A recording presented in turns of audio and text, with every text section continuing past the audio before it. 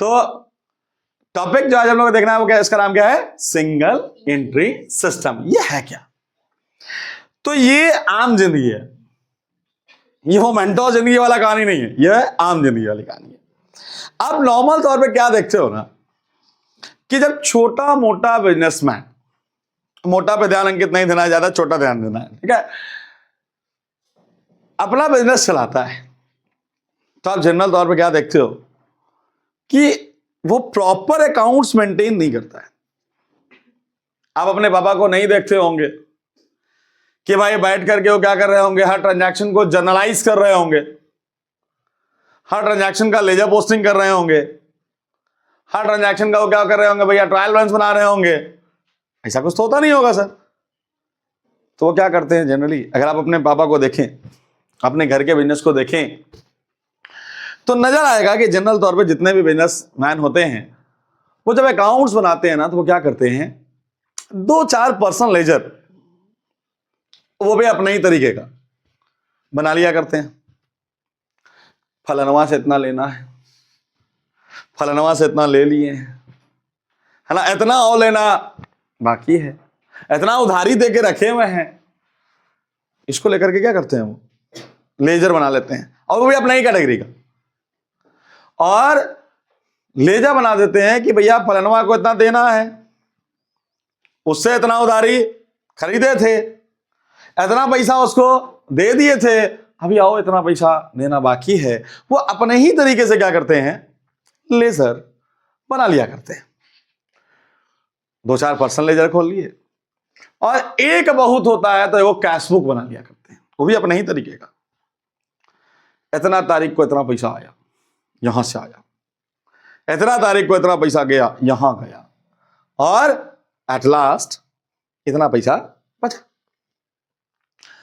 सबके पापा जो बिजनेस चलाते हैं, कंपनी लेवल का जो नहीं चला रहे होंगे, जो अपना नॉर्मल बिजनेस चला रहे होंगे, सोल ट्रेड वगैरह चला रहे होंगे, बहुत बड़े स्केल पे नहीं चला रहे होंगे, स्मॉल स्केल पे चला रहे होंगे, जनरली देखते होंगे यही सब करते हैं वो लोग कि 2-4 पर्सनल लेजर खोल दिए रिक्वायर्ड के हिसाब से, गवर्नमेंट के हिसाब से, और वो कैश बुक वगैरह क्या करते हैं, खोल देते हैं।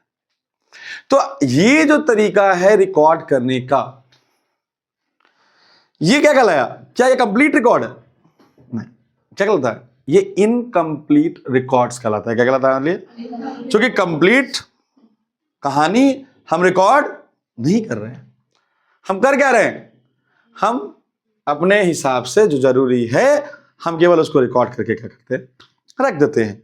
और इन्हीं इनकम्प्लीट रिकॉर्ड्स को यूज करके अब उनके प्रॉफिट या लॉस को कैसे डिटरमाइन किया जाएगा, उनके फाइनेंशियल पोजीशन को कैसे पता लगाया जाएगा, इसी बात को समझने के लिए हम लोग ये चैप्टर पढ़ने वाले हैं जिसको नाम दिया गया है अकाउंटिंग फ्रॉम इनकम्प्लीट रिकॉर्ड। क्या कहते हैं इसको हम लोग यहां पर, अकाउंटिंग फ्रॉम इनकम्प्लीट रिकॉर्ड्स, या जिसको हम लोग दूसरे नाम जानते हैं सिंगल एंट्री सिस्टम।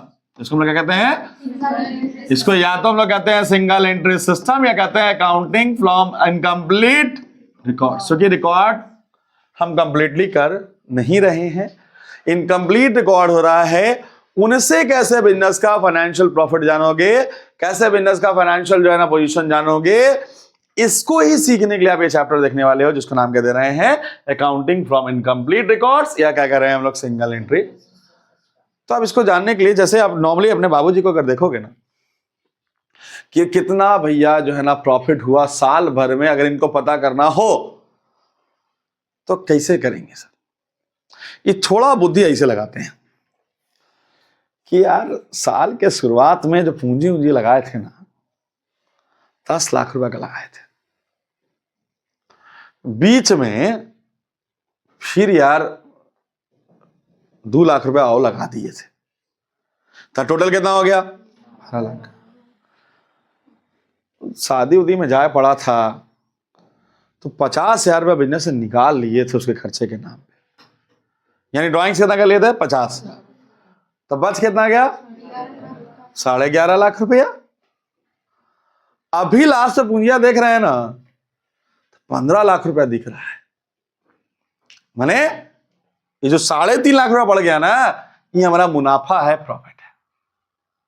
अब जो तरीका यूज हुआ, इसी तरीके को यूज करके ये जनरली क्या करते हैं, प्रॉफिट निकाल लेते हैं।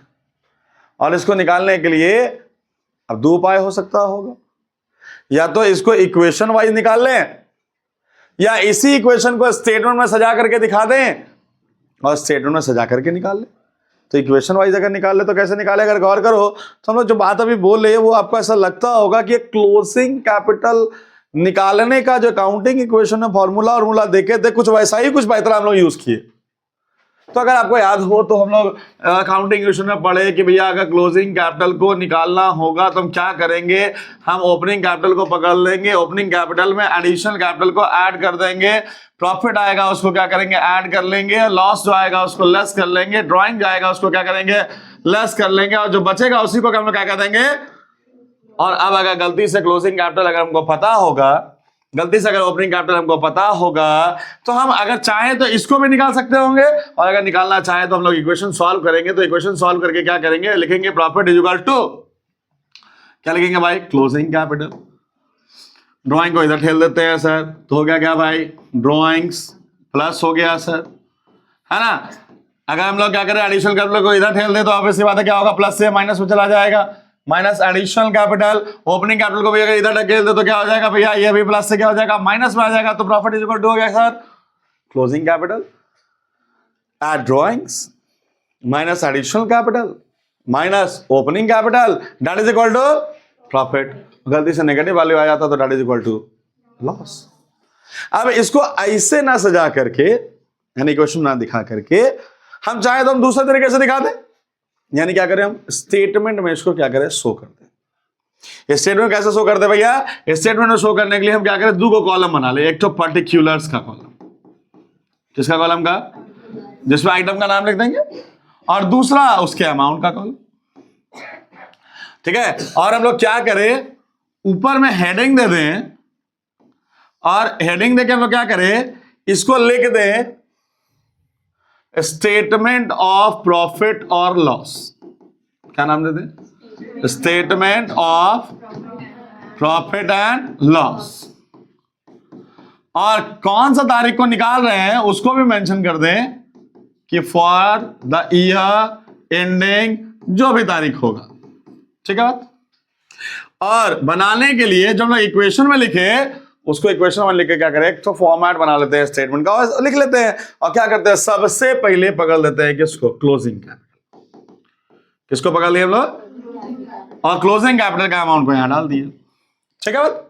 अब इसमें हम लोग क्या करते हैं भैया, जितना ड्रॉइंग से अमाउंट आया था उसको क्या करते हैं, ऐड कर लेते हैं, जो भी हम लोग करके दिखाए, और इसको भी कहां डाल देते हैं सर, मेन कॉलम में, दोनों जोड़ के जो अमाउंट आया लिख दिए।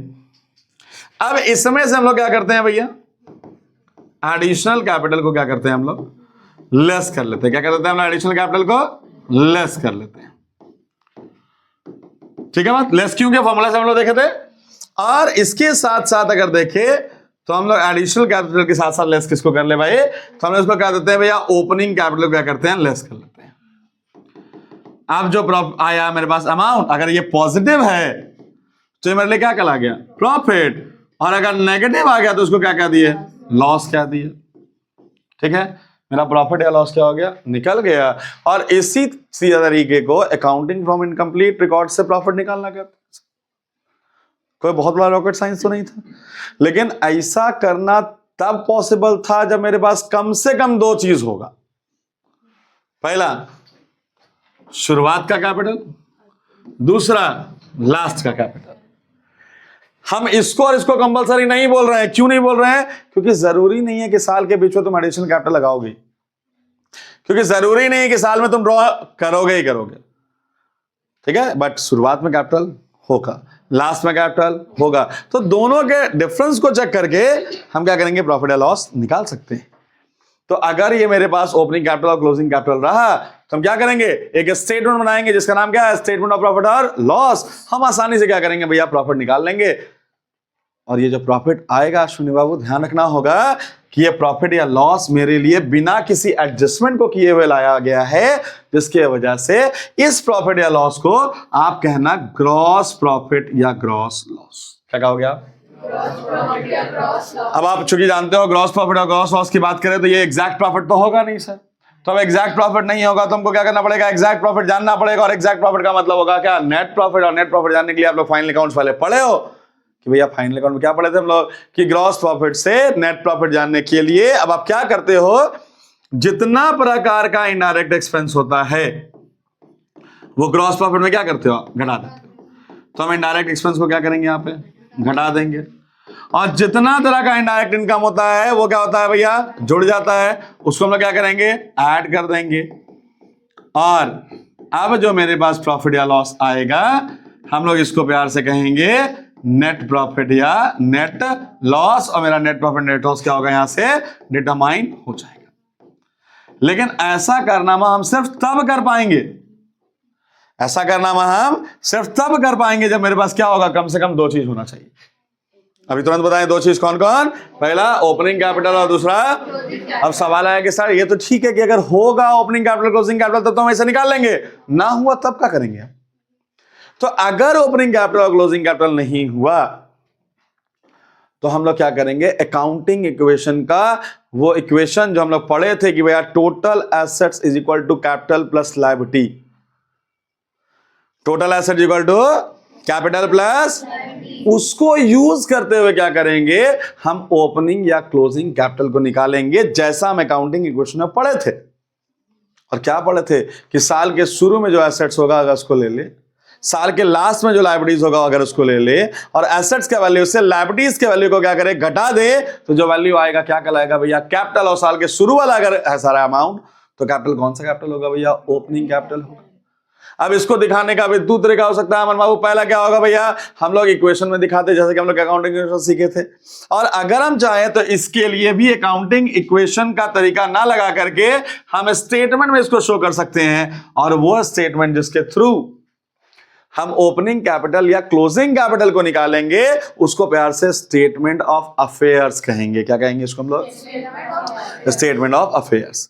ये स्टेटमेंट ऑफ अफेयर्स जो होगा वो एक्चुअली वो डबल इंटरेस्ट सिस्टम में जो हम लोग पढ़े थे ना, बैलेंस शीट, उसी का दूसरा नाम होगा। डबल इंटरेस्ट सिस्टम में जिसको हम लोग बैलेंस शीट कहते थे, उसी बैलेंस शीट को सिंगल इंटरेस्ट सिस्टम में हम लोग क्या कहते हैं, स्टेटमेंट ऑफ अफेयर्स कहते हैं। क्या कहते हैं उसको यहाँ पर। तो अगर statement of affair balance sheet की तरह ही का कहानी है तो मतलब इसको बनाने के लिए हम क्या करेंगे, सबसे पहले ऊपर में हेडिंग देते हैं भैया क्या, स्टेटमेंट ऑफ अफेयर्स। क्या लिख देते हैं, स्टेटमेंट ऑफ अफेयर्स। और बैलेंस शीट की तरह ही बनाना है तो अब ऑब्वियस सी बात है क्या हो जाएगा भैया, यहाँ पे डेट भी लिखना होगा कि एज ऑन दिस डेट, जिस डेट का बना रहे हैं। और बैलेंस शीट में कितना कॉलम होता है, 4 ना, तो यहाँ पर भी 4 कॉलम हो जाएगा। एक कॉलम कौन सा, लायबिलिटीज का, दूसरा कॉलम कौन सा, इसके अमाउंट का, तीसरा कॉलम कौन सा, एसेट्स का, चौथा कॉलम कौन सा, इसके अमाउंट का, है ना, लिख दिया जाएगा। और इसके बाद क्या करेंगे, जितना भी शुरुआत में एसेट्स होगा, है ना, मान लो आपके पास कैश दिया होगा, कैश लिख दिए। मान लो आपके पास स्टॉक होगा, स्टॉक लिख दिए। मान लो आपके पास बिल्डिंग होगा, बिल्डिंग लिख दिए, है ना। इस प्रकार से जितना भी एसेट्स होगा, कब, अगर ओपनिंग बना रहे हैं तो सारा ओपनिंग एसेट्स का अमाउंट लिखाना होगा। अगर क्लोजिंग बना रहे हैं तो क्या होगा, क्योंकि हमारे पास दोनों में से कोई कैपिटल मिसिंग हो सकता है या दोनों हो सकता है। अब दोनों अगर होगा तो एक स्टेटमेंट तो नहीं बनेगा, 2 स्टेटमेंट ऑफ अफेयर्स बनेगा। एक को कहेंगे ओपनिंग स्टेटमेंट ऑफ अफेयर्स, एक को कहेंगे हम लोग। और इसको बनाने के लिए 2 तरीका हो सकता है, या तो हम क्या करें, उसको ओपनिंग स्टेटमेंट ऑफ अफेयर को अलग बनाएंगे, या तो क्लोजिंग को अलग बनाएंगे, या एक साथ बनाने के लिए क्या करेंगे, अमाउंट का 2 कॉलम रखेंगे इधर, एक ओपनिंग का कॉलम, एक तो क्लोजिंग का कॉलम। ठीक है, बनाने के लिए करेंगे क्या, सबसे पहले एसेट लिख लिए, जितना लायबिलिटीज होगा उसको लायबिलिटी साइड मेंशन कर दो। जैसे मान लो क्रेडिटर होगा, क्रेडिटर लिख दो। मान लो आपका क्वेश्चन में दिया होगा बैंक लोन, आप बैंक लोन लिख दो। तो जितना लायबिलिटीज होगा क्या करो, मेंशन कर दो। टोटल कॉलम बना लो जैसे हम ऐसा क्लिक बनाते थे। अब आपका दोनों साइड बराबर तो होने वाला है नहीं, क्योंकि यहाँ एक चीज मिसिंग है जिसका नाम क्या है, कैपिटल। अब आप एसेट्स के वैल्यू में से क्या करो, लायबिलिटीज के वैल्यू को घटा दो। तो एसेट्स माइनस लायबिलिटीज को क्या कहते हैं, कैपिटल। तो जितना अमाउंट इधर घट जाएगा इसको हम लोग प्यार से क्या कहेंगे, कैपिटल। अगर हम सारे एसेट्स और लायबिलिटीज को अगर ओपनिंग अमाउंट लिए थे तो ये कैपिटल कौन सा कैपिटल होगा, ओपनिंग कैपिटल कहलाएगा। और अगर क्लोजिंग अमाउंट लिए तो ये कैपिटल कौन सा कैपिटल कहलाएगा। और अब ओपनिंग और क्लोजिंग कैपिटल अगर निकल गया तो आप क्या करो भैया, स्टेटमेंट ऑफ अफेयर्स बना लो। क्या बना लो आप, स्टेटमेंट ऑफ अफेयर्स बना लो, और स्टेटमेंट ऑफ अफेयर्स बना के क्या करो, आप प्रॉफिट या लॉस निकाल लो। आपका अकाउंटिंग हो गया किससे, इनकम्प्लीट रिकॉर्ड से। इतना ही सा काम करना होता है सिंगल एंट्री सिस्टम में। होपफुल है आपको समझ में आ गया होगा। और जब ये सब कुछ हो जाए तो फाइनेंशियल पोजीशन भी तो जानना चाहोगे ना। तो अगर फाइनेंशियल पोजीशन जानना चाहोगे तो फाइनेंशियल पोजीशन जानने के लिए बैलेंस शीट बनाना पड़ेगा। और अभी हम लोग क्या बोले कि सिंगल एंट्री सिस्टम में बैलेंस शीट को बैलेंस शीट ना क्या कहेंगे हम लोग। तो हम ये सब कुछ बनाने के बाद क्या करेंगे, एक फिर से स्टेटमेंट ऑफ अफेयर एक नया बनाएंगे, एक नया स्टेटमेंट ऑफ अफेयर। और नया स्टेटमेंट ऑफ अफेयर ठीक वैसे ही बनाएंगे जैसे आप फाइनल अकाउंट में पढ़े थे, मतलब विद एडजस्टमेंट वाला। अब अगर डेप्रिसिएशन होगा तो घटाना होगा तो घटाएंगे, अगर हमारे पास इंटरेस्ट ऑन कैपिटल होगा ऐड करना होगा कैपिटल में तो ऐड करेंगे, प्रॉफिट होगा कैपिटल में ऐड करना होगा ऐड करेंगे। फाइनल जैसे आप बनाए थे बैलेंस शीट फाइनल अकाउंट में, वैसे ही आप क्या करोगे, एक फाइनल स्टेटमेंट ऑफ अफेयर्स बनाओगे और अपने का फाइनल पोजीशन को आप शो करने का काम करोगे। बात समझ में आया। इसके अलावा सिंगल एंट्री सिस्टम में कन्वर्शन टॉपिक के पहले का काम कुछ भी नहीं है। उम्मीद है समझ में आ गया होगा। ठीक है, यहां बात क्लियर हो गया।